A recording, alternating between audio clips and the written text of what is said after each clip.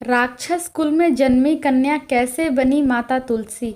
नमस्कार दोस्त, तुलसी पूर्व जन्म में वृंदा नाम की राक्षस कुल में जन्मी एक लड़की थी। बचपन से ही भगवान विष्णु की भक्त थी। जब वह बड़ी हुई तो उनका विवाह राक्षस कुल में दानव राज जलंधर से हो गया। जलंधर समुद्र से उत्पन्न हुआ था। वृंदा बड़ी ही पतिव्रता स्त्री थी, सदा अपने पति की सेवा किया करती थी। एक बार देवताओं और दानवों में युद्ध हुआ। जब जलंधर युद्ध पर जाने लगे तो वृंदा ने कहा कि स्वामी, आप युद्ध पर जा रहे हैं, आप जब तक युद्ध में रहेंगे मैं पूजा में बैठकर आपकी जीत के लिए अनुष्ठान करूंगी, और जब तक आप वापस नहीं आ जाते मैं अपना संकल्प नहीं छोड़ूंगी। जलंधर तो युद्ध में चले गए और वृंदा व्रत का संकल्प लेकर पूजा में बैठ गई। उनके व्रत के प्रभाव से देवता भी जलंधर से न जीत सके। अरे देवता जब हारने लगे तो विष्णु जी के पास गए।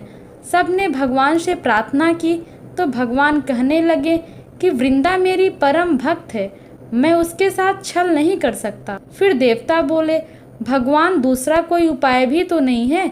इसके बाद विष्णु जी जलंधर रूप धारण कर वृंदा के पास पहुँचे।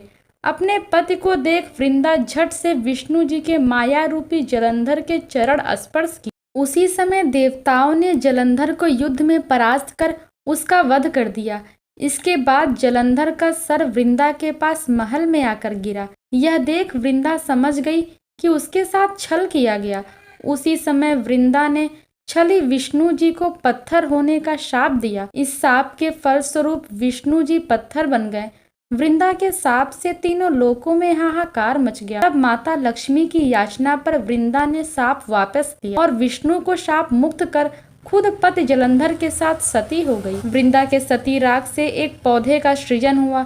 तब भगवान विष्णु जी ने कहा कि आज से इनका नाम तुलसी है और मेरा एक रूप इस पत्थर के रूप में रहेगा, जिसे शालिग्राम के नाम से तुलसी जी के साथ ही पूजा जाएगा, और मैं बिना तुलसी जी के भोग स्वीकार नहीं करूंगा। तब से तुलसी जी की पूजा घर घर में होने लगी और तुलसी जी का विवाह शालिग्राम जी के साथ कार्तिक मास में किया जाने लगा। देव उठावनी एकादशी के दिन इसे तुलसी विवाह के रूप में मनाया जाता है। धन्यवाद दोस्तों, वीडियो पसंद आई हो तो चैनल को लाइक और सब्सक्राइब करें तथा कमेंट बॉक्स में अपनी राय अवश्य दें। Thank you.